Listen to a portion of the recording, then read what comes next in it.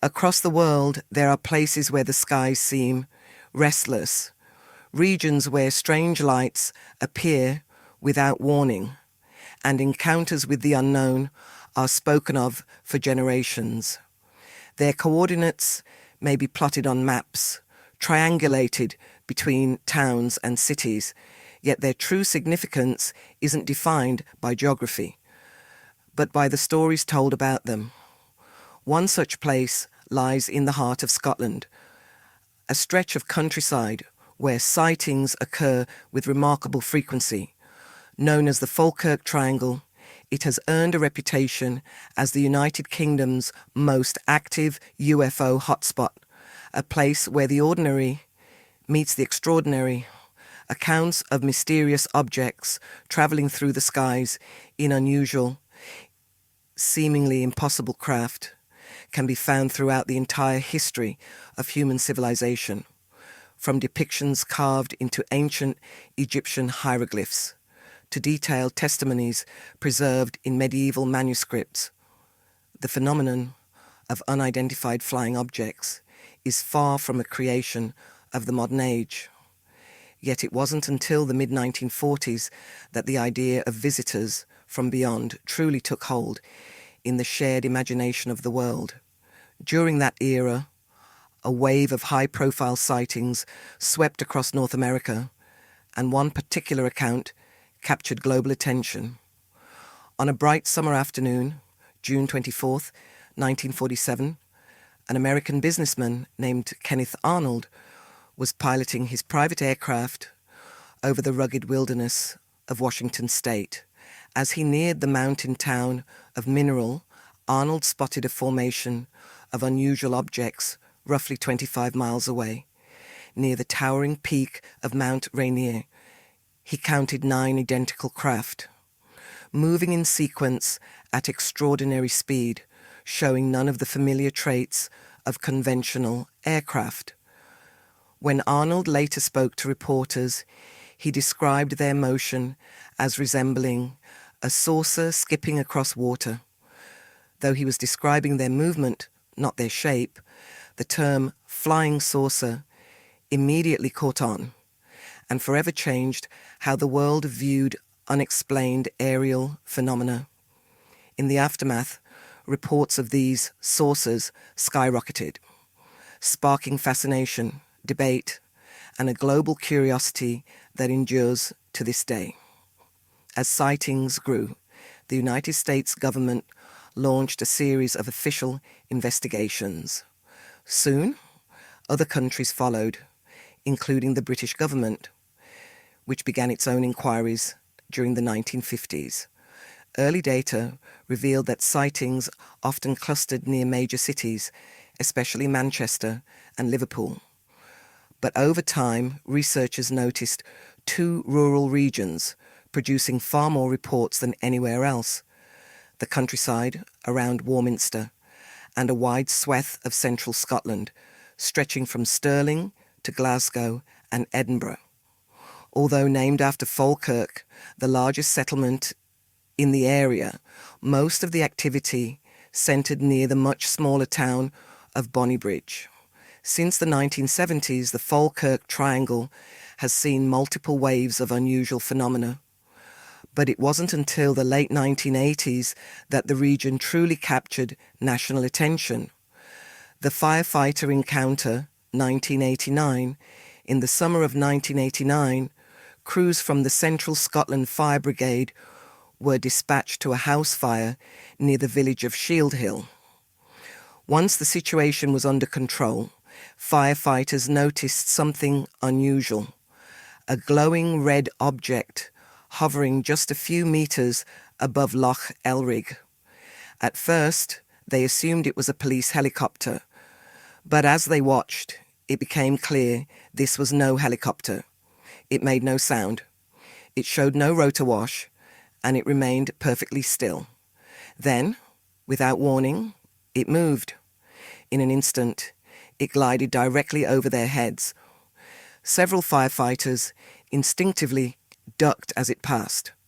Moments later, a second object appeared. This one casting a bright white light. It too hovered motionless before crossing the water. Then a third light appeared, performing the same smooth maneuver. When the crew reported the incident, both police and air traffic control confirmed no aircraft, no helicopters, no exercises had taken place in the area. For a while, the event became a local legend. The night the lock lights surprised the fire crew. But years later, when new sightings began to surface, that night took on a far more mysterious significance. The Bonnybridge wave, 1990s. In January 1992, a man named James Walker was driving home along a quiet country lane near Bonnybridge. The road was empty. The night was still. Then, a cluster of red and white lights appeared ahead, moving playfully through the sky. Walker slowed, watching in fascination as the light shifted, until, suddenly, they aligned into two perfect rows and began to move toward him. That's when he realized they weren't separate objects. They were mounted on the underside of something much larger. A massive triangular craft revealed itself, its lights tracing the outline of a sharp V-shaped fuselage.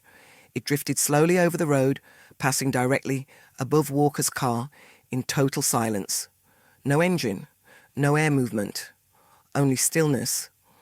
Seconds later, the craft accelerated and disappeared into the night. The Sloggett family encounter. A few weeks later, Isabella Sloggett was walking home with her children, Stephen and Carol, when Stephen pointed to a pale blue light hovering in the sky. The light descended, revealing a glowing sphere surrounded by a ring of brilliant blue. It drifted low, then disappeared behind a cluster of trees. The family followed and found a clearing illuminated in blue light. The craft had landed. As they watched, a section of its side opened, flooding the clearing with a radiant glow. Then came a deep, resonant sound from within. Startled, they hurried back toward home, unsure of what they had just witnessed. When Isabella reported the encounter, police listened carefully, but admitted they had no clear way to investigate something so unusual. But that was only the beginning. In the months that followed, the Falkirk Triangle became a centre of attention, with sightings, unexplained lights, and encounters that would forever cement its reputation as the UK's most active UFO hotspot. The A70 experience. When Gary Wood and Colin Wright regained awareness, two things were immediately clear. First, their car was no longer facing toward Tara. It had somehow turned a full 180 degrees and now pointed back toward Edinburgh. Second, the dashboard clock showed that 2 hours had passed since they last checked it. Yet to them, it felt as though only seconds had slipped by. Concerned they might have experienced a brief lapse in consciousness, the men stepped out to inspect the vehicle. But there was no sign of damage, no dents, no debris, nothing. The only anomaly was their sudden change in direction. Shaken, they turned the car around once more and continued on their journey in silence. The next morning, they reported the incident to police, who, though attentive, had no idea how to document such an event. In the days and weeks that followed, both men began experiencing unusual flashbacks, fleeting images and sensations that seemed to belong to those missing. 2 hours they could not consciously recall. Fragmented and unclear, the memories left them deeply curious and unsettled. The strange encounter on the A70 would soon become one of the most discussed UFO incidents in Scotland, not merely because of the sighting itself, but because of those 2 unaccounted hours. Whatever happened in that gap would soon begin to surface, piece by piece, revealing a story far stranger than either man could have imagined. The missing hours, over time, both Wood and Wright began to experience increasingly vivid memories. Chief among them were startling glimpses of unearthly figures who seemed to have taken them from the car into a bright, unfamiliar environment, one that felt cold, sterile, and entirely foreign. Gary Wood, a paramedic by profession, confided in his colleagues, desperate to stop the unsettling visions that appeared during both sleep and waking hours. Several suggested hypnosis and recommended that he and Wright attend separate sessions to avoid influencing each other's recollections. After some hesitation, they agreed. Under hypnosis, both men described the same sequence of events.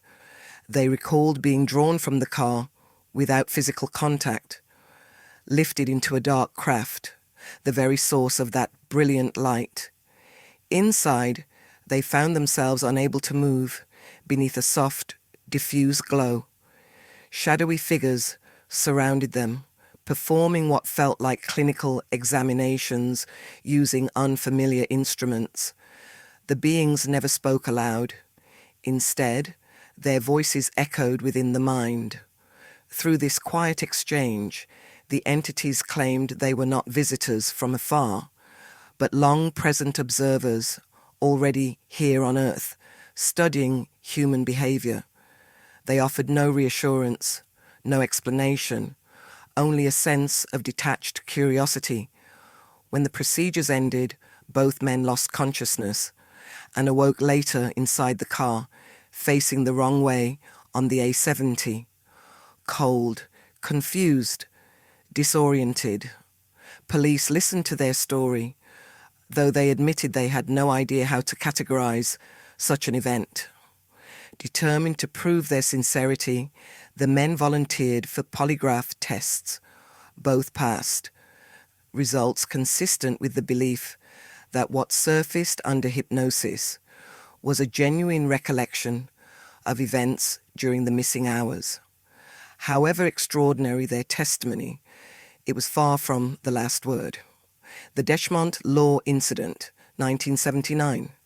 Years before the A70 case, another remarkable event had already unsettled central Scotland, one that remains among the most talked about UFO encounters in British history. It is known as the Dechmont Law Incident, named for the small stretch of woodland where it took place. On the morning of November 9th, 1979, forestry worker Robert Taylor set out for the Dechmont area to perform routine maintenance. Travelling from Edinburgh along the M8, he parked his truck near Livingston, gathered his tools, and walked into the forest. He hadn't gone far when he came upon something astonishing. A metallic object hovering in a small clearing, no more than 12 feet above the ground. Taylor later described the craft as spherical, roughly 20 feet in diameter, supported by several small propeller-like devices projecting from its hull. Intrigued, he placed his tools down and began to approach. Almost instantly, two smaller spheres dropped from beneath the main craft, settling on the forest floor. These smaller objects were covered in short, spike-like protrusions, resembling underwater sea mines. Without hesitation, they began rolling towards Taylor, splitting apart to flank him from both sides. Startled, he stepped back. Within moments, the spheres made contact with his legs, causing him to lose his balance and fall to the ground. As he struggled to regain his footing, the devices rolled along his clothing, catching and tearing the fabric. He recalled a sharp tingling sensation before everything went white. A loud hissing filled the clearing, accompanied by a strong, acrid odor, and then silence. When Taylor regained awareness, the forest was calm once more. The craft and the spheres were gone. About 20 minutes had passed. His trousers were torn and his legs showed shallow grazes where the fabric had ripped. Unsteady but conscious, he made his way back to his truck. Too disoriented to drive, and eventually walked toward Livingston on foot. He was taken to hospital, where his wife found him pale and shaken, describing an encounter with something beyond explanation. Police were called, and though they found his story unusual, the physical traces were undeniable. Detectives later examined the clearing and discovered a series of deep, symmetrical impressions on the forest floor, as though heavy equipment of an unfamiliar design had pressed into the ground. The incident was officially recorded as an assault by unknown persons. With no further leads, the investigation was eventually closed. But the story did not fade. News of the strange encounter spread quickly, drawing national attention and sparking debate.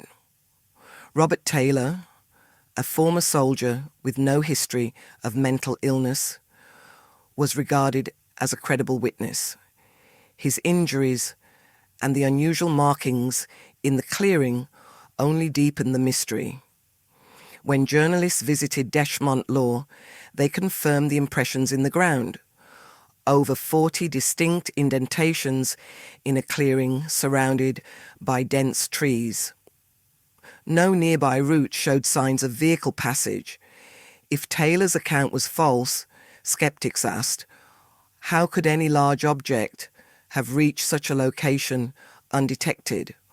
Some officials proposed rational explanations, perhaps a medical episode, a visual distortion, or proximity to a lightning strike might have altered his perception. But none of these theories aligned with the physical evidence, nor the consistency of Taylor's account. Until his death in 2007, Robert Taylor maintained that he had encountered exactly what he described, a strange, hovering craft and two spherical devices unlike anything known. The Falkirk Triangle, encounters of the third kind. Over the last 50 years, the Falkirk Triangle has produced a pattern of reports unlike anywhere else in the United Kingdom. Across Britain, most UFO encounters are classified as either the first or second kind, sightings of craft or traces of their physical presence, but within the Falkirk region, a surprising number fall into the third kind, direct interaction between humans and the alleged occupants of these craft. Public concern has run so high that residents have repeatedly written to successive prime ministers, urging the release of any official information related to their region's unusual activity. Britain's official UFO study concluded in 2005, and many of its findings were later made public. Most reports from central Scotland were dismissed, attributed to celestial bodies, optical illusions, or misidentified aircraft. Skeptics also note that the skies above the Falkirk Triangle are among the busiest in Europe. Commercial routes from America to mainland Europe pass directly overhead. Two military air bases, RAF Lochars and RAF Kirk Newton, lie just beyond the region, often conducting night operations involving unfamiliar aircraft. Even so, many Scots remain unconvinced. Some believe the region has been visited for centuries. They point to the ancient stone circles on the islands of Lewis and Orkney, dating back over 5,000 years. Structures some claim were designed as markers for travellers from beyond. Others cite Rosslyn Chapel near Edinburgh, famous for its intricate carvings, including patterns that some interpret as depictions of the double helix structure of human DNA, a concept unknown to science when the chapel was built in the 15th century. At the time, alongside images identified as crops from distant lands, appeared patterns resembling coded messages, glyphs, that seem to contain meanings no one has ever deciphered. Those who support the theory argue that such advanced knowledge could only have been passed down to the people of the era by explorers who had journeyed across the globe, or perhaps by visitors from far beyond it. Over the past 5 decades, reports from within the Falkirk Triangle have revealed recurring details that have changed little with time. Witnesses frequently describe a formation of red and white lights arranged along the edges of the craft they've seen. Many accounts also mention flying objects with no visible means of propulsion and no windows to suggest the presence of a crew. The craft are often described as triangular or V-shaped, a stark contrast to reports from other regions of the world, where witnesses more commonly describe cylindrical or spherical objects. Today, the Falkirk Triangle continues to generate between 45 and 60 new UFO sightings each year, reported by both residents and visitors. Why these unexplained phenomena seem drawn to this particular stretch of Scotland remains a mystery. Yet with reports continuing year after year, many believe it's only a matter of time before the question is finally answered.